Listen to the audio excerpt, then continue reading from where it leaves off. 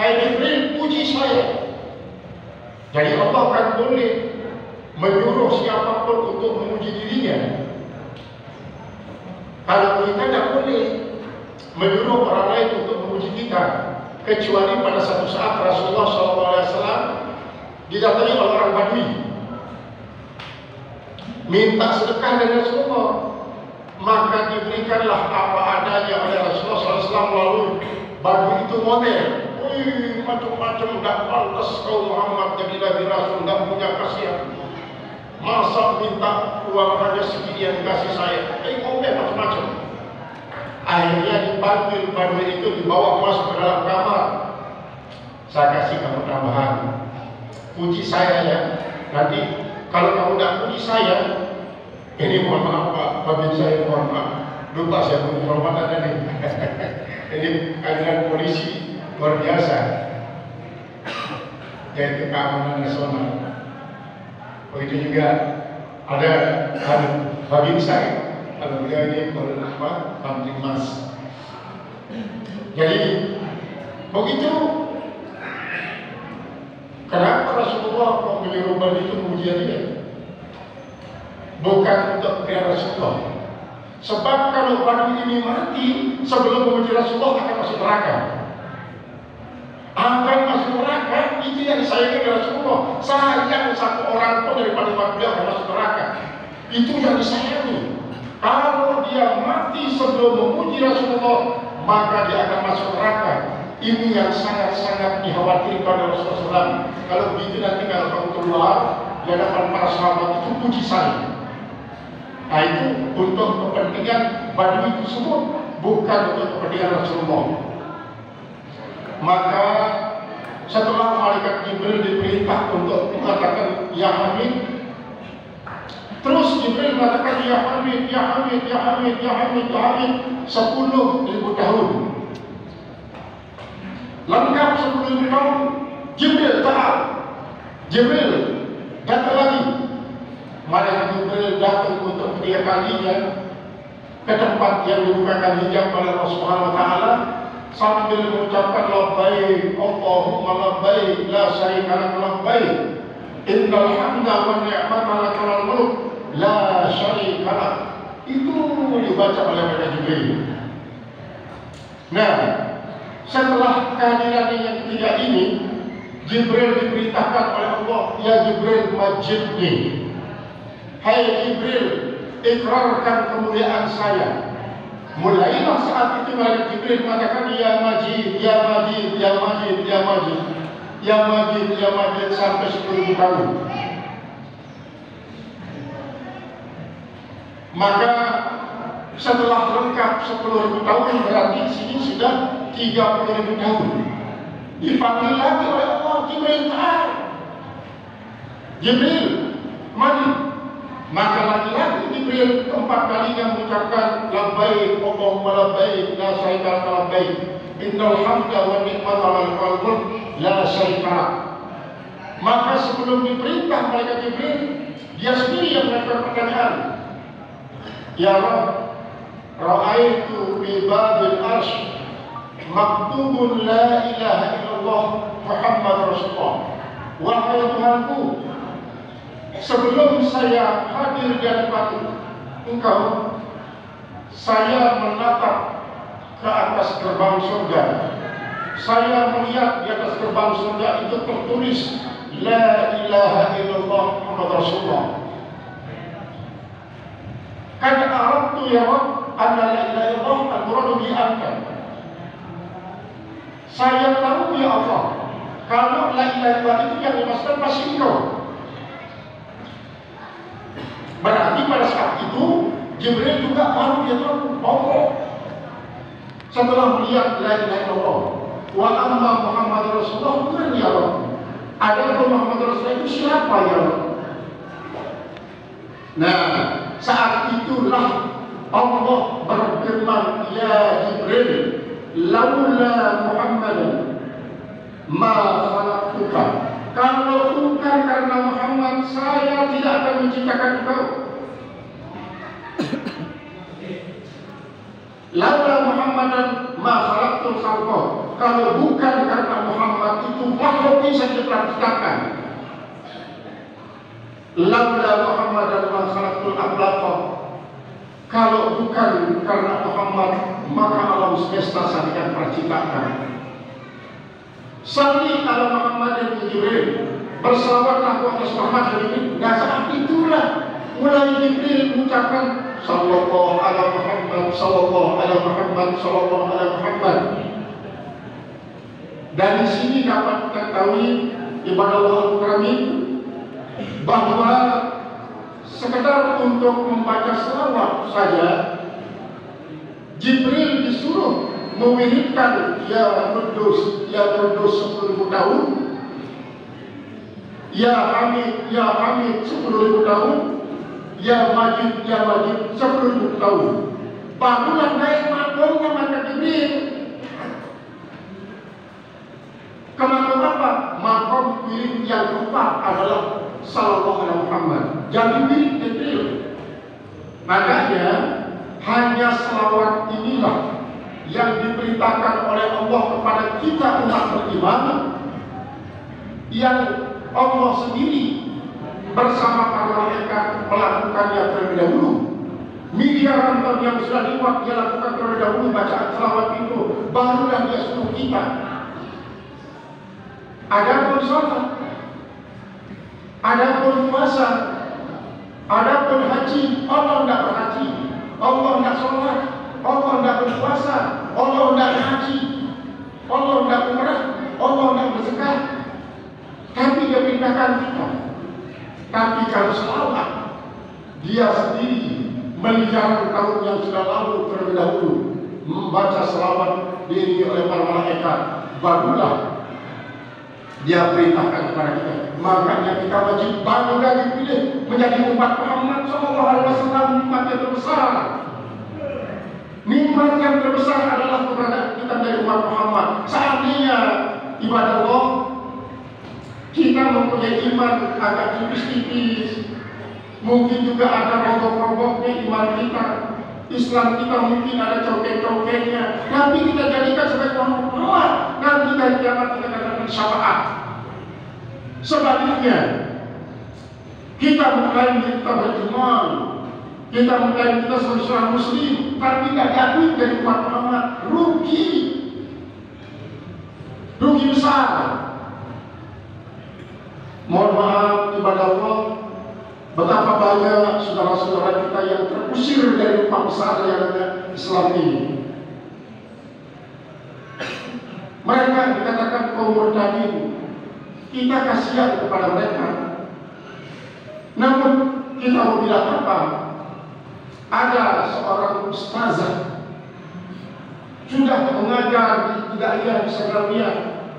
Lama sekali ya prosesnya untuk diangkat menjadi guru negeri.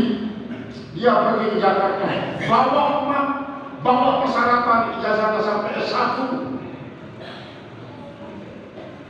Di sana dia tidak dapatkan pekerjaan. Bertemulah dengan orang Nasrani. Bertemu dengan orang Nasrani, lalu dicarikan pekerjaan oleh si Nasrani tersebut.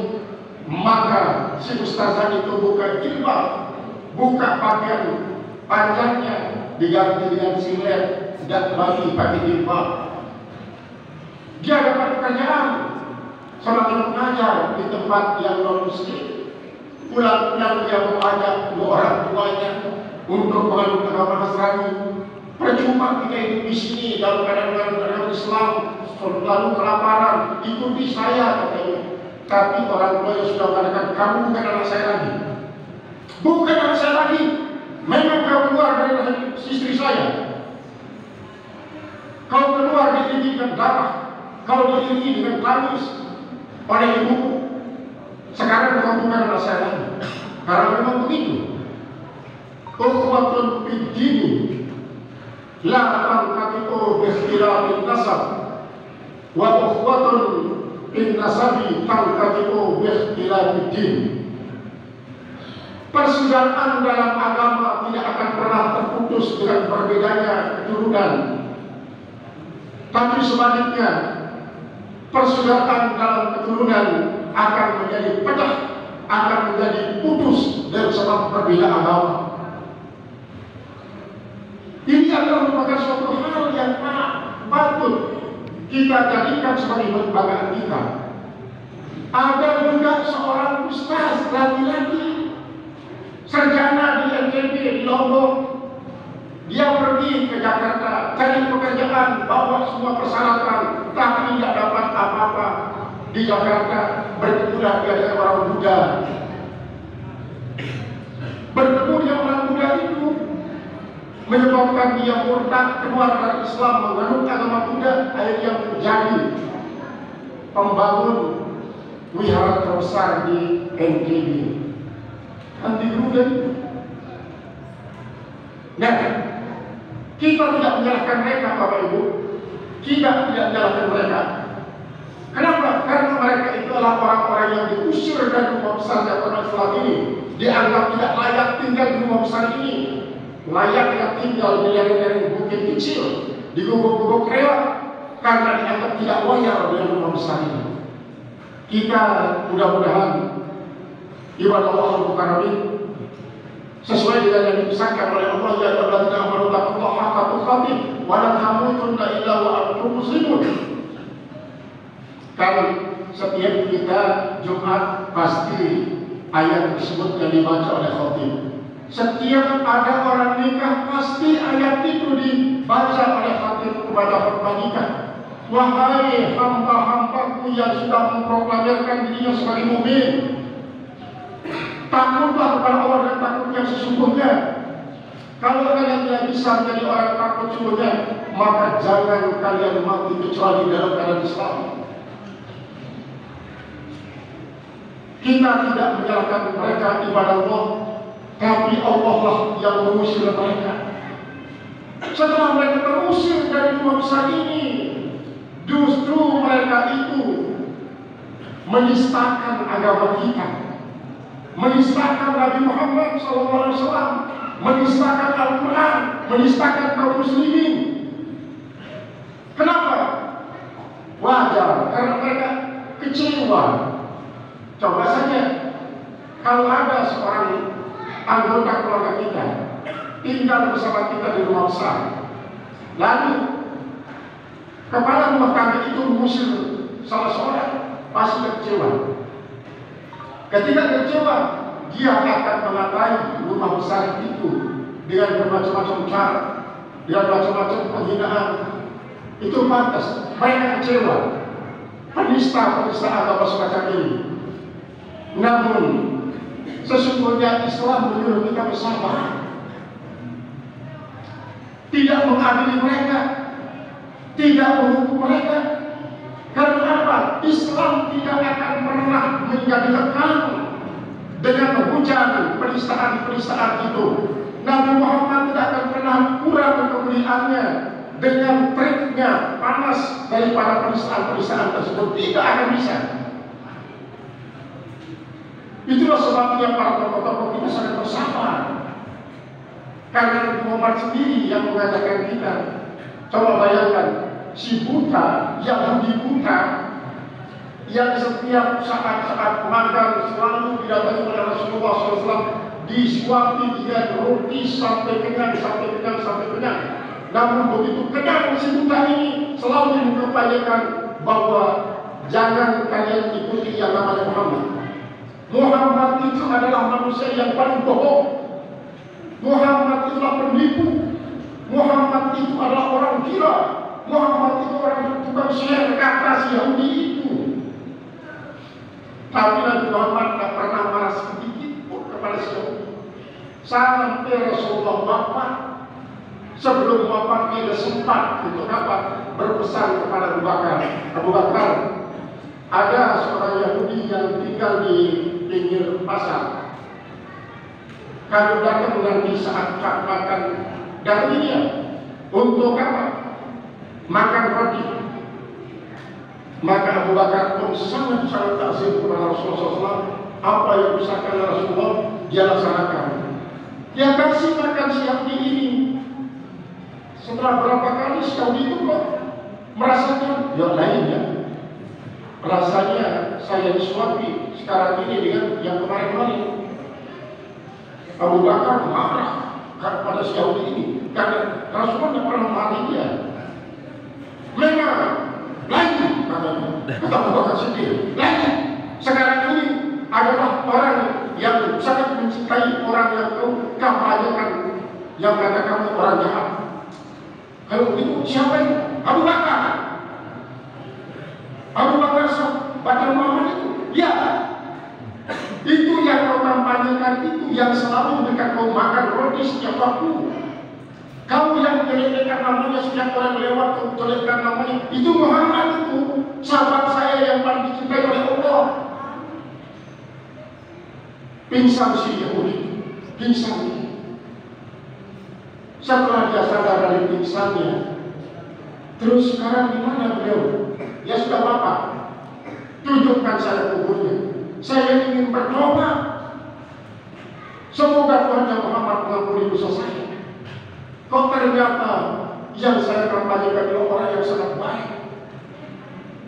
Begitu katakan Yahudi, akhirnya dibawa ke makam Rasulullah SAW. Di situ dia menangis. Dia ada oleh Abu Bakar Siddiq untuk mengucapkan kalimat syahadat. Akhirnya setahun itu pun menjadi seorang muslim, dan setelah dia muslim mati si Yahudi itu. Nah, begitulah Rasulullah SAW tidak akan pernah merespon yang namanya penistaan. Karena apa? Dia tahu bahwa setiap penistaan itu kayak apa? Kayak palu, pemukul pande, emas.